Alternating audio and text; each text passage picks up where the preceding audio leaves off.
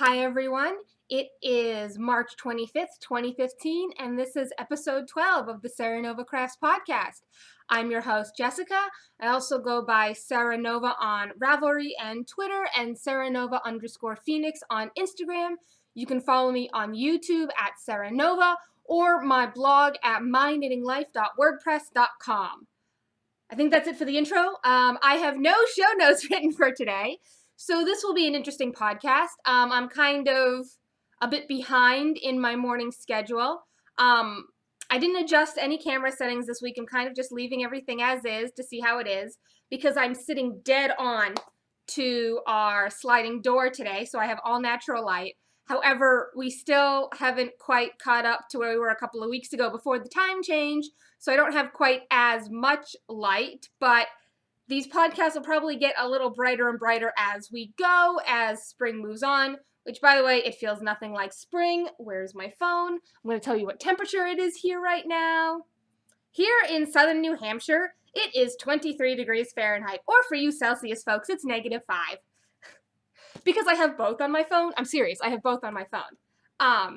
So I have the 27, which is the weather.com app, and then up in the taskbar, I have, you can't see it, but up in the upper corner of the taskbar there is my little Celsius thing. Because I do try to understand, okay, so metric measurements I get. Like, in terms of, like, millimeters, centimeters, decimeters, which is a thing, because it's 10 decimeters to a meter, because they're all multiples of 10. Great. Like, distance works, except it's hard for me to conceptualize, like, a kilometer, because I know what a mile is, so what's a kilometer in terms of a mile, right? But in terms of, like, everyday sizes, like, this is so many centimeters across, like, that I grasp, right? And weights are good, too, like, grams, kilograms, milligrams, all that stuff is really good because it's all divisible by 10, which makes for really easy math. You just move the decimal point. But for temperature, it's a little harder to understand. I mean, I know historically why the Celsius scale is the way it is.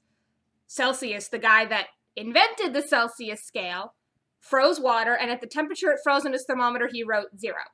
And then he boiled that water, and at the temperature it boiled, he wrote 100, and then it's just divided up easily in between. So I know conceptually that freezing is 0 and 100 is boiling. And don't ask me what boiling is in Fahrenheit. I have no bloody clue. I think it's like 280 something, but don't hold me to that. And so I conceptually, like, I understand that. But how Fahrenheit and Celsius relate, I don't quite get. Like, I know it's 2.3 something centimeters to an inch, but I forget the conversion rate for Celsius to Fahrenheit. So I just kind of have both on my phone to tell me what each one is. But so I have a few different things to talk about.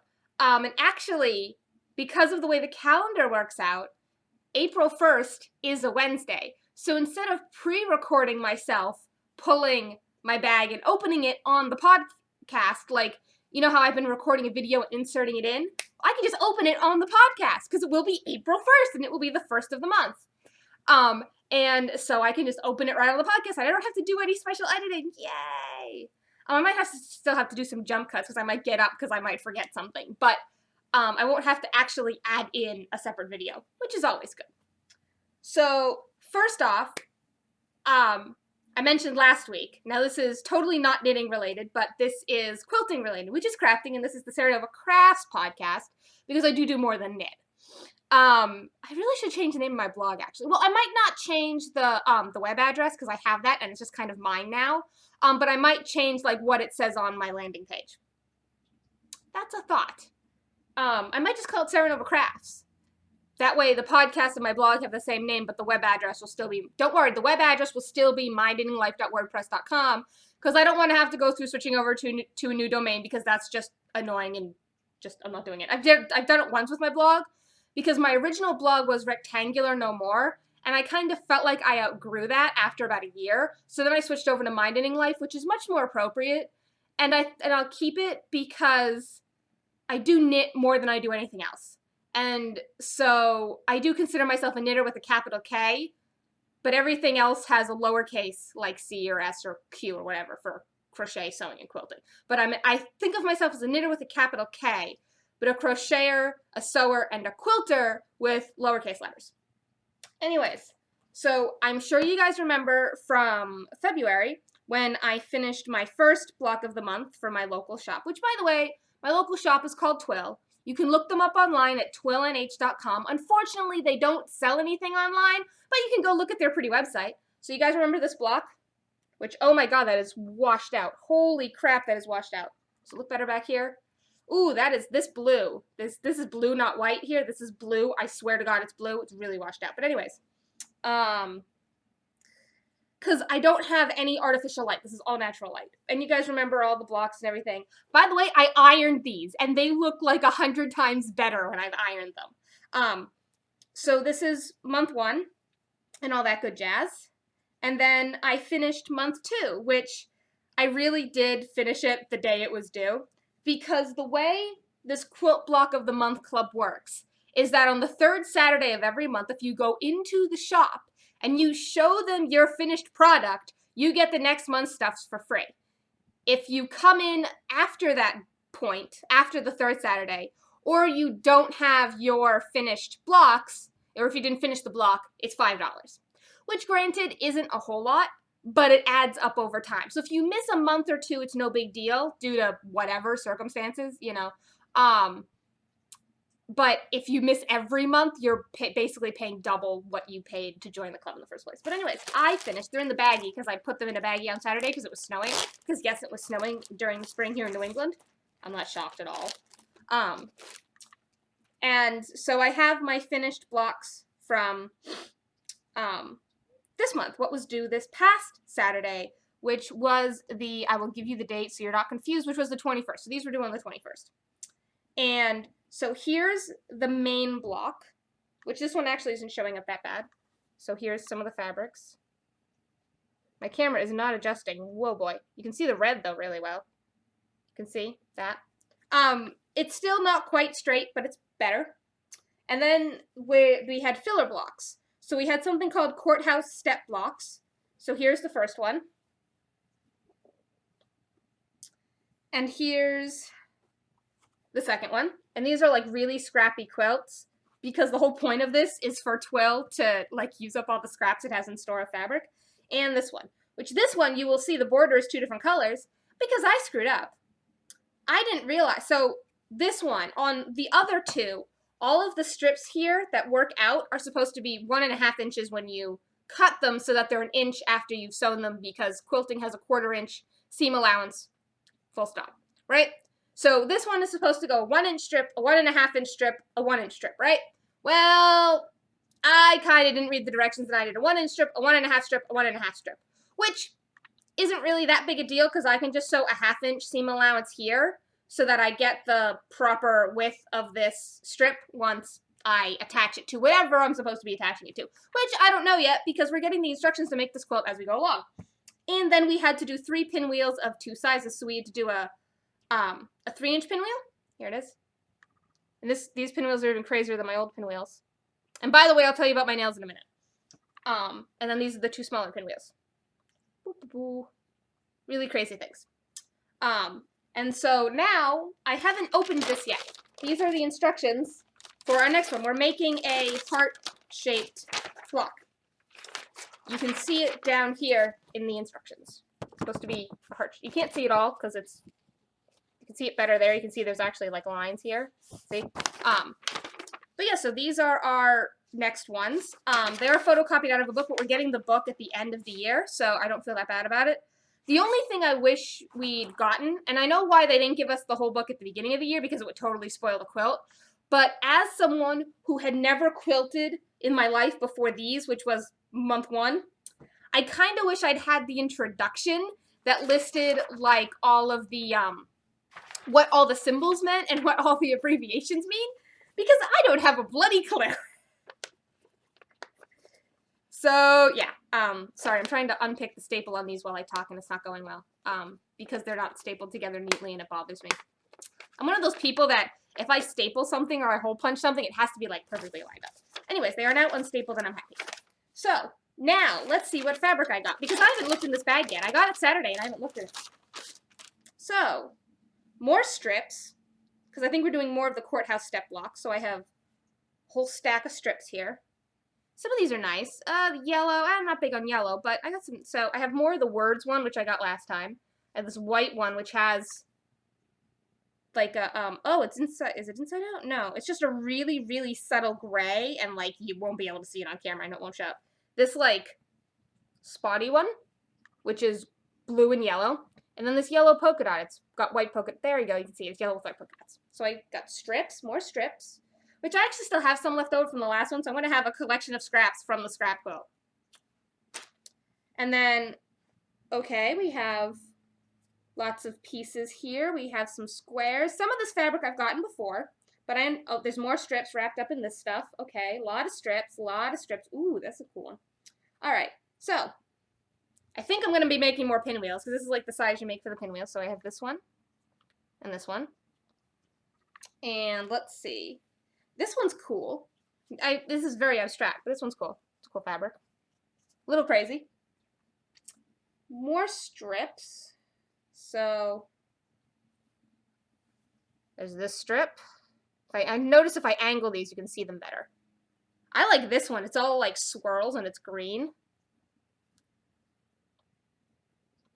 Is it focusing? Yeah, see, it's all swirly. It's actually a brighter green than it's showing up on camera. It's a very bright one. And then this one, I don't think you'll be able to see. It's like pink paisleys on a, oh, you can kind of see it there. There you go. You can actually see it. Woohoo! And then this last one, which is green, this one's very subtle. It actually took me a sec to figure out which side was the right side. It might help if I turn my computer screen brightness down, because I think that's interfering with the camera. So give me a sec here. Screen brightness down. I don't know if it'll help or not, but we'll see. Two more. I think these are going to be pinwheels again. You've already seen both of these fabrics in last month's stuff. These are bigger squares for something, who knows what. I have no idea. I haven't read the directions yet. But, oh, and I got two of those. They're just stacked. Are they the same? Are these the same or are they not the same? Come apart, you pieces. They're not separating. No, they are different. I got this one. And I got that one. Yeah, holding these at an angle seems to work better. Alright. So I got all of those. Then I have a couple of wider strips here, which is these.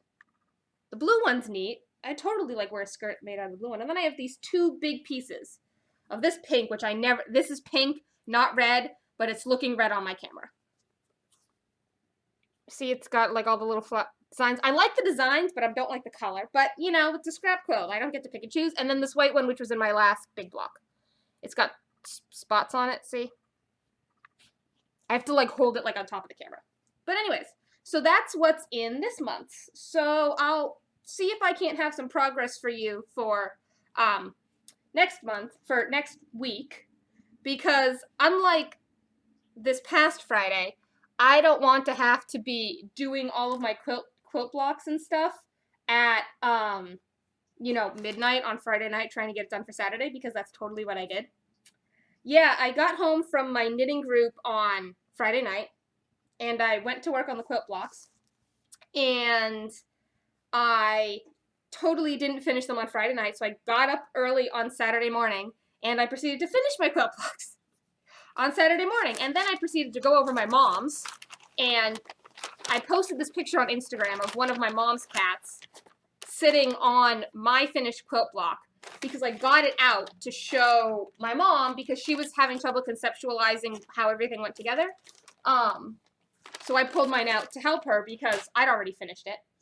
And so she, and of course I put it on the kitchen counter, and what does the cat do? Jump up and sit on it. It's on my Instagram, you can go look. His name is Smokey.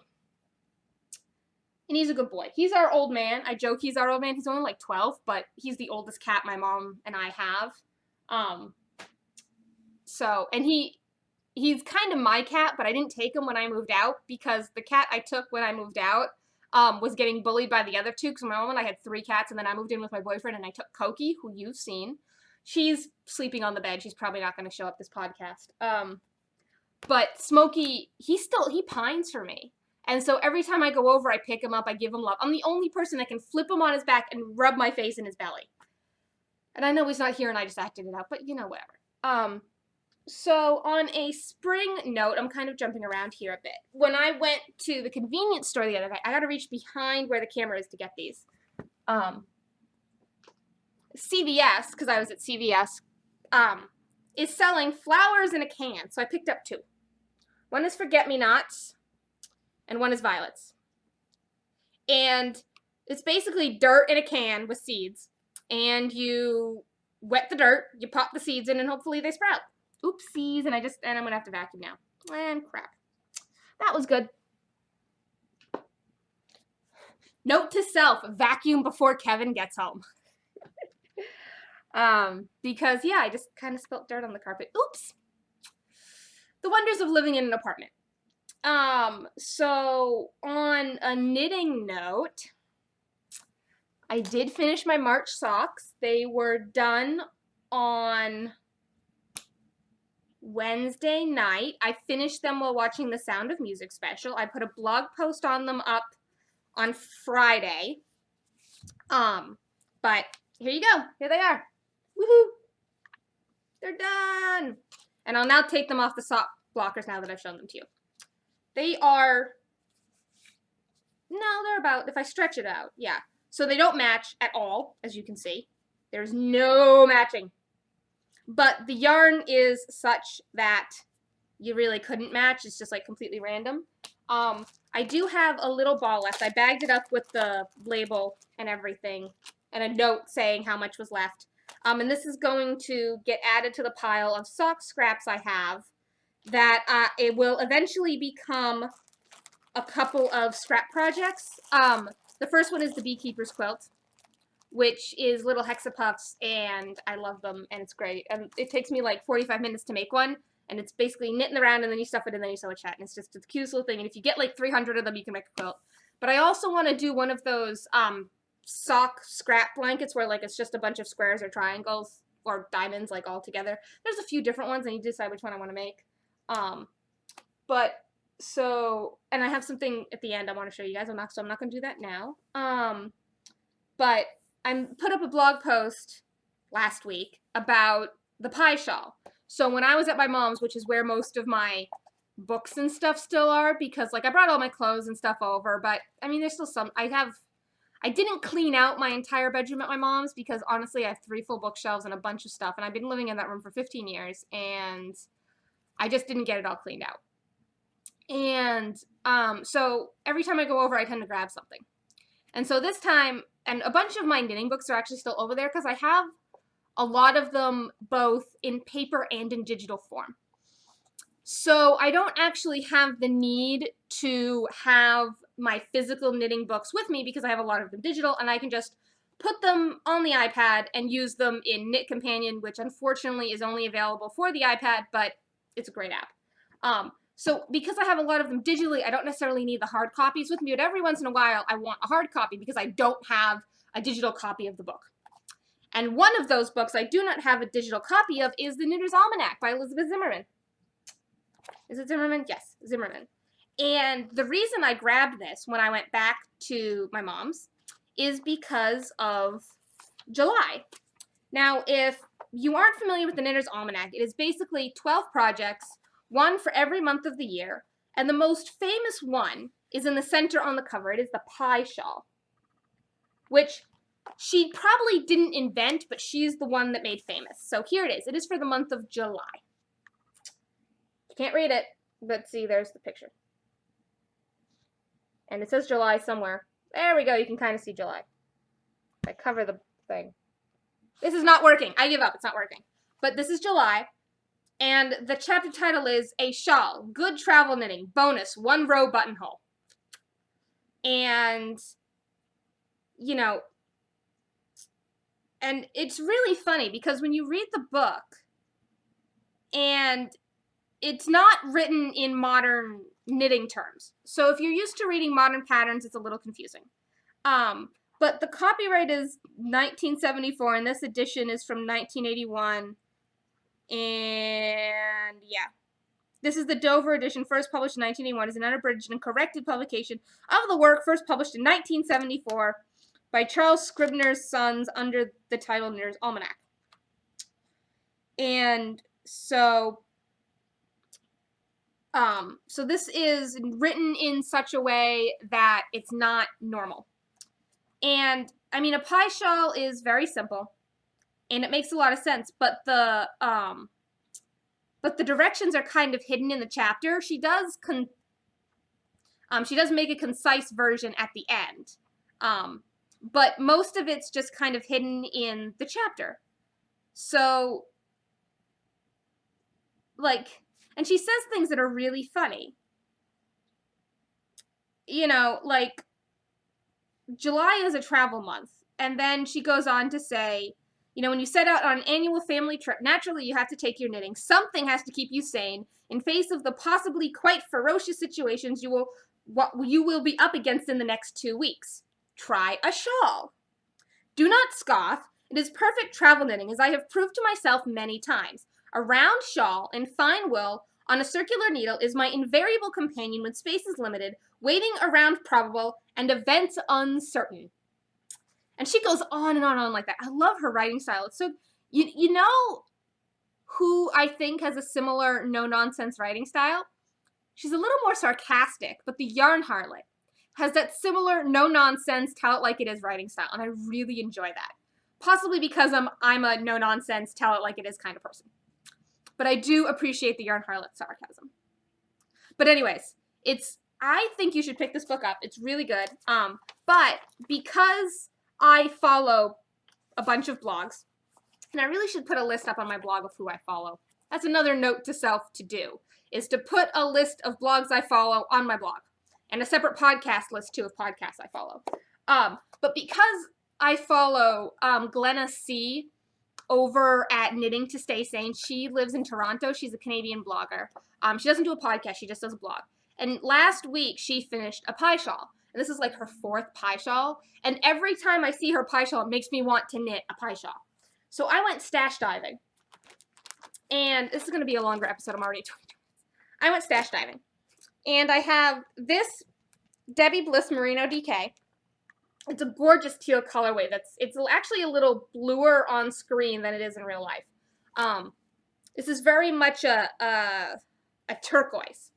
It's not teal. This is very much a turquoise in real life, but it's looking very blue on camera. It's very much a turquoise. And I have this sport weight cone, this 1 pound cone of sport weight, which I thought this was going to be a sweater, but unfortunately, it's like just shy of what I need for a sweater. I apparently need like 1.25 pounds for a sweater for my size because of here, not a pound. So unfortunately, I'm a little shy on this, and I don't think I can get more of this yarn because it comes from a local place and they make stuff in very small batches, and I don't think I can get any more.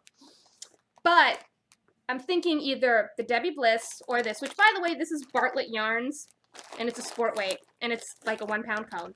And it is a natural, it's got a little bit of flecking in it, but it's basically a natural 2-ply. Undyed, it still smells really sheepy. It's a little scratchy, but... So one of these I'm thinking will become a pie shawl, because I do actually have enough of it in stash to make a decent size shawl. But I might go Ravelry stash diving and see what people have in D-stash. It's kind of been percolating for a week or so now that I want to do this, and I think I might take the plunge and start something, or go after somebody's yarn on Ravelry if I can. I'm not quite sure yet. So I have one thing left, and that is I decided I'm going to do a giveaway. You heard me right, a giveaway. Now, this isn't sponsored by anyone, and the prize is coming out of my stash, but I decided I wasn't going to use the yarn, so there was no point in me keeping it, and somebody else might as well have it. I actually have already put it up for sale or trade on Ravelry, but I decided I would reward the people that followed my blog, and I've hit a dozen episodes, which means I've been doing this for 2.5 months, which for me is like a really big thing. I've actually managed to keep up with this, and like a thank you to my followers and my viewers and whatever. So to enter, you need to be a member of the Ravelry group, and which it's nothing to join the Ravelry group, so like I don't know why people don't. And you need to enter in the thread I will post in the Ravelry group for the giveaway. And in 2 weeks, so that will be April 7th, no, April 8th, excuse me. April 8th, I will pull a number from the thread on the podcast, and whoever it is gets the winner. I'll ship it to you. No problems. So you'll have 2 weeks to enter. There'll be a thread in the Ravelry group. It'll be a giveaway, and here is the yarn. It's Araucania Melondon, which is a discontinued yarn, but I have 3 balls of it. It's 100% wool. It's 202 yards per skein, and it's a, I think it's either a heavy DK or an Iran. I think it's an Iran. I'm pulling up what it says on Ravelry, because sometimes what it says on Ravelry and what it says in the label are slightly different. But according to Ravelry, it is a worsted. It's not a 10 ply. Well, it's a single ply yarn. And it's Melondon Violets, color number 5. It's a purple yarn. And you folks, I might have shown it to you before. I was originally going to use it for a cowl, so it has been caked. I did cake it. I did cake all 3 skeins. And one of them has been partially knit and frogged, but it's still in perfectly usable condition. They are slightly felted due to washing, but they would make a great shawl, something. Very colorful. Something without a lot of definition. This is the one that was partially used. I will re-cake it so that it's in a nice, pretty cake for whoever wins it. But they're all the same. And unfortunately, one of them came in 2 pieces. So you have a little ball and the cake. But it's still perfectly usable. It's not any problem. So I have 3 skeins of it. 3 skeins that I'm going to give away. I have 1 label for all 3. But they're all the same thing, so you know. And so the total is 606 yards of a worsted weight. If it's somebody who wins that I know, I won't even bother shipping it. I'll just give it to you because I know you. But if it's somebody I don't know, I'll be perfectly happy to ship it to you. I am going to limit this to the US because I am giving it away for free and I'm paying the shipping myself. So if you are in the United States and you watch and follow my podcast, feel free to enter for the yarn. You'll have, again, 2 weeks to enter, and there will be a thread in my Ravelry group. And I think that's everything. I'm actually going to, instead of putting my information here, I'm going to run end credits.